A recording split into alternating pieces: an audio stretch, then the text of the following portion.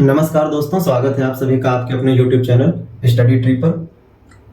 दोस्तों, हम लोगों ने पिछले टर्न पे जंतु जगत के वर्गीकरण में प्रोटोजोआ संघ के बारे में देखा था। आज उसी के आगे हम लोग वर्गीकरण की शुरुआत करेंगे और अगला जो प्रोटोजोआ के बाद आने वाला संघ है, जिसको हम लोग पोरीफेरा के नाम से जानते हैं, उसकी शुरुआत करेंगे। तो चलिए सेशन को शुरू करते हैं।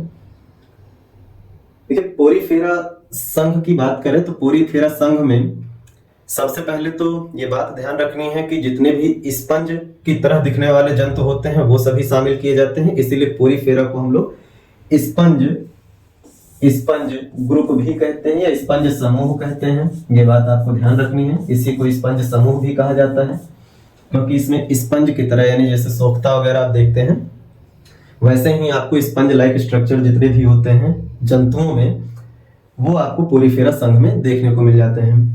अब बात आती है, सबसे पहले इस पोरीफेरा शब्द का उपयोग किसने किया था?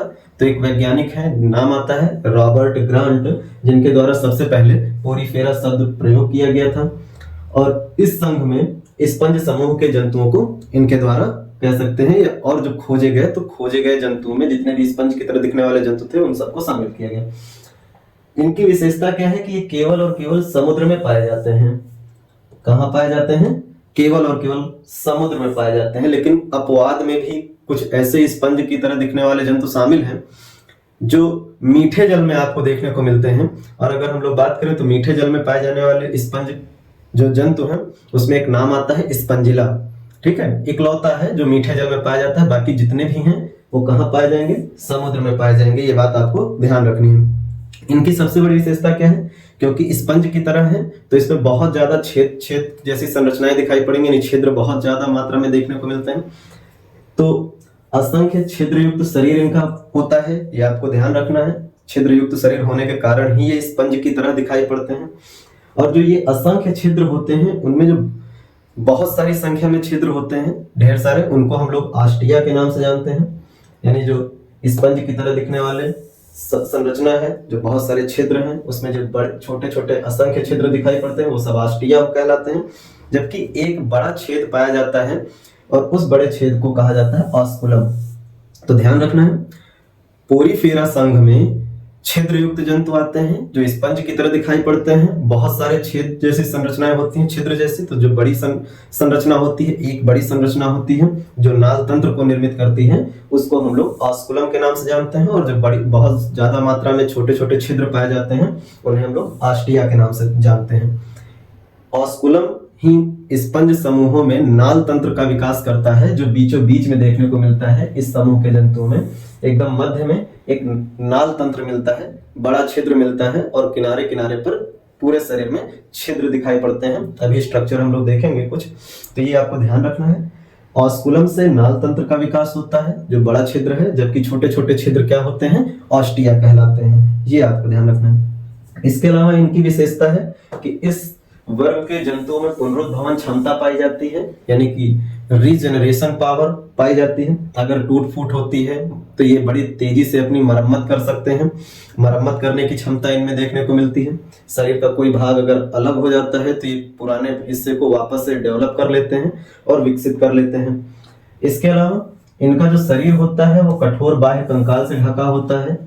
और वो जो बाह्य कंकाल है वो किसका बना होता है? तो कैल्शियम कार्बोनेट या फिर सिलिका का बना होता है। ये आपको ध्यान रखना है। तो इनका शरीर कठोर बाह्य कंकाल से ढका होता है। कैल्शियम कार्बोनेट या सिलिका का जो कंकाल है वो देखने को मिलता है।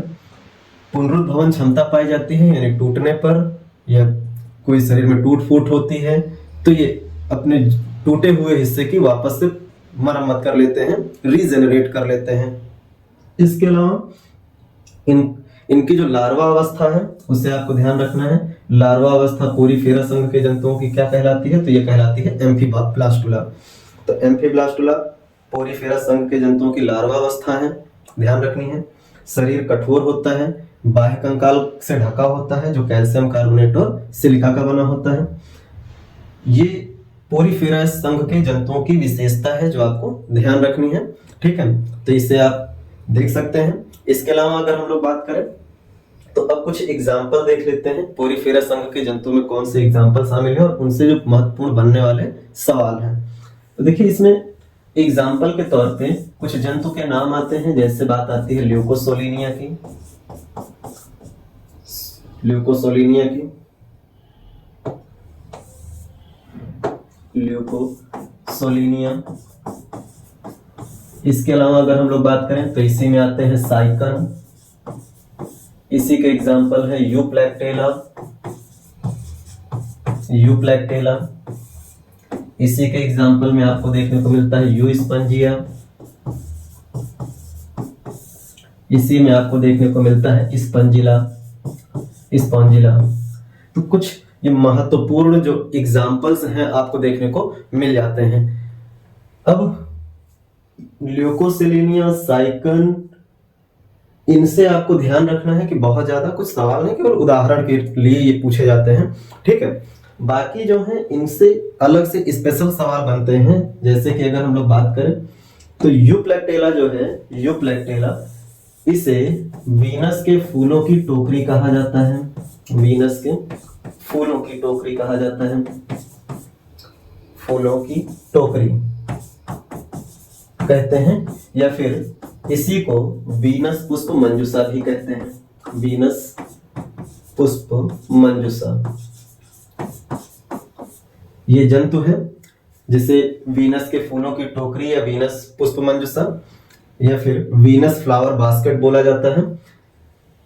इसकी विशेषता यह है कि इसे जापान जैसे देश में जो नवविवाहित जोड़े होते हैं उनको उपहार स्वरूप भेंट करने के लिए प्रयोग में लाया जाता है।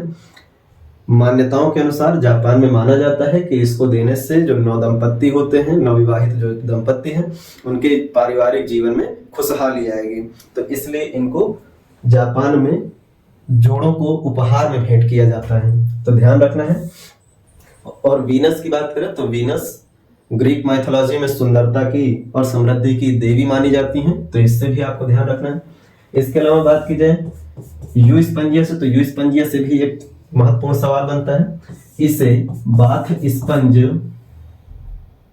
इसे बाथ स्पंज या कह लें स्नान स्पंज भी कहते हैं। बाथ या स्नान स्पंज कहते हैं। अगर आपसे सवाल बोले कि बाथ या स्नान स्पंज के नाम से किसको जाना जाता है, तो यू स्पंजिया को जाना जाता है, जिसका उपयोग पहले के समय में स्नान करने के दौरान शरीर को साफ करने में किया जाता था। जैसे आजकल प्लास्टिक के आपको स्पंज लाइक स्ट्रक्चर देखने को मिल जाते हैं, जिसका उपयोग शरीर को साफ करने में लोग करते हैं।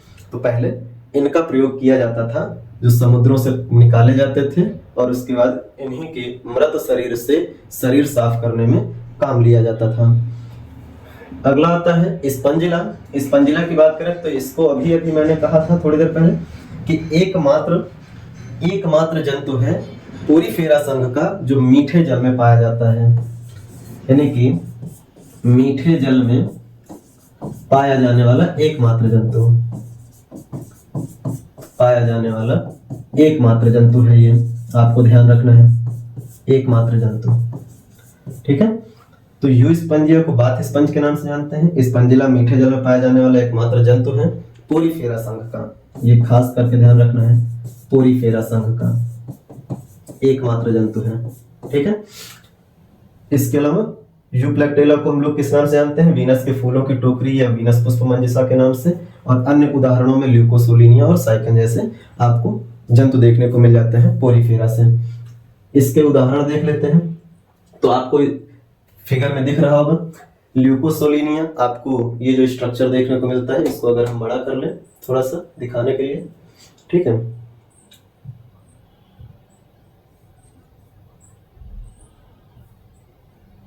एक मिनट,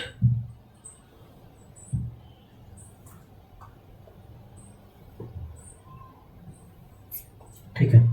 तो ये आपको जो संरचना दिख रही है, ये वाली संरचना, ये आपकी ल्यूकोसोलिनिया है जो इस तरह से दिखाई पड़ती है, और ये आपकी यू स्पंजिया है। यू स्पंजिया इस तरह से संरचना देखने को मिलती है, ये स्पॉन्जिला है, ठीक है। इसके अलावा ये आपका यूप्लैक्टेला है जो आपको देखने को मिलता है, जिसको वीनस के फूलों की टोकरी भी कहा जाता है, और ये साइकन आपको देखने को मिलता है। तो साइकन, यूप्लैक्टेला, यू स्पंजिया, स्पॉन्जिला और ल्यूकोसोलिनिया, इसके अलावा ओलेंथस, इस तरह से एक और एग्जाम्पल है ओलेंथस, ये भी पोरीफेरा संघ का जंतु है। अब यहाँ पे आप देख सकते हैं, अगर हम इस स्ट्रक्चर को देखें तो इसमें आपको देखने को मिलेगा ये जो शरीर इनका दिखता है ये बहुत छोटे छोटे छिद्रों से भरा हुआ है और इन्हीं छिद्रों को हम लोग कहते हैं ऑस्टिया, ठीक है। और जो मध्य में एक बड़ा सा छिद्र पाया जाता है जो अंदर ऐसे पूरे शरीर में अंदर की तरफ एक नाल तंत्र बनाता है, उसे हम लोग कहते हैं ऑस्कुलम, ठीक है। तो ऑस्कुलम बीच में नाल तंत्र बनाता है और पूरा शरीर छिद्र युक्त होता है। यहाँ पर ऑस्कुलम यहाँ पर आपको देखने को मिलता है, ठीक है, और पूरा शरीर छिद्र युक्त। तो इस तरीके से इनमें संरचना पाई जाती है, ठीक है। यहाँ आपको यहाँ ऊपर ऑस्कुलम देखने को मिलता है, अंदर नाल तंत्र है और पूरा शरीर छिद्र युक्त स्ट्रक्चर से भरा हुआ है जिसको हम लोग ऑस्टिया कहते हैं। तो ये पोरीफेरा संघ के जंतु हैं, आपको ध्यान रखने हैं। इसी की अगर हम लोग बात करें, ठीक है,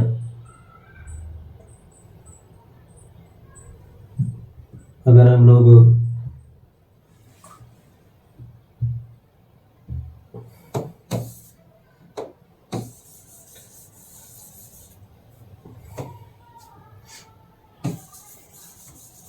देखिए अब इस स्ट्रक्चर की बात करें तो ये एक्चुअल में आप देख सकते हैं, ये जो स्ट्रक्चर है ये है वीनस के फूलों की टोकरी यानी यूप्लेक्टेला। इस तरह से दिखने वाले जंतु हैं जो एक जगह पर स्थायी आपको देखने को मिल जाते हैं इस तरह से, ठीक है। वीनस के फूलों की टोकरी, ये एक आपको यूप्लेक्टेला दिख रहा है और ये यहाँ पे यूप्लेक्टेला समूहों में दिखाई दे रहे हैं। इन्हीं को जापान में नवविवाहित जोड़ों को उपहार में भेंट किया जाता है उनकी खुशहाल जीवन और समृद्धि के लिए। तो ये यूप्लेक्टेला है, ठीक है। अनेक छिद्र युक्त शरीर आपको दिखाई दे रहा होगा और बीच में यहाँ पर ऑस्कुलम होता है और पूरा जो ये छिद्र युक्त दिखाई दे रहा है ये सब क्या है, ऑस्टिया है, जो इसमें देखने को मिल जाते हैं। ये पोरीफेरा संघ में आपको यही बातें याद रखनी है कि यू स्पंजिया को बाथ स्पंज कहते हैं। स्पंजिला एकमात्र जंतु है पोरीफेरा संघ का जो मीठे जल में पाया जाता है। इसके अलावा यूप्लेक्टेला को वीनस के फूलों की टोकरी कहा जाता है। पोरीफेरा संघ, पोरीफेरा जो शब्द है उसको दिया था क्या कहते हैं, रॉबर्ट ग्रांट ने। और ध्यान रखना है कि इनमें ऑस्टिया और ऑस्कुलम पाया जाता है, जिसमें से ऑस्कुलम जो होता है वो नाल तंत्र बनाता है, यानी कि जो मुख्य छिद्र होता है वो बनाता है और इसी के माध्यम से ये अंदर की तरफ जल को भरते हैं ऑस्कुलम के माध्यम से और जल भर करके ऑस्टिया या जो छिद्र है उससे बाहर निकालते हैं और जो जरूरी पोषक पदार्थ होते हैं उनको अपने लिए प्राप्त कर लेते हैं। जो जरूर छोटे छोटे कह सकते हैं भोजन के लिए छोटे छोटे कीट हैं या फिर शैवाल्स हैं, जो भी आपको फाइटोप्लैंक्टन्स देखने को मिलते हैं, जो प्लैंक्टन्स देखने को मिलते हैं, उनको ये पानी के साथ ऑस्कुलम की मदद से शरीर में अंदर खींच लेते हैं और फिर वही पानी जब बाहर निकालते हैं तो जो जूप्लैंक्टन्स या फाइटोप्लैंक्टन्स होते हैं वो इनके छिद्रों में फंस जाते हैं और उन्हीं से ये अपना भोजन प्राप्त करते हैं। तो ये प्रक्रिया इनके द्वारा अपनाई जाती है। तो उम्मीद है पोरीफेरा संघ आपको समझ में आ गया होगा। तो यहाँ पर हम लोग पोरीफेरा संघ के बारे में देख लिए हैं। आप मिलते हैं अगली क्लास में, ठीक है। धन्यवाद।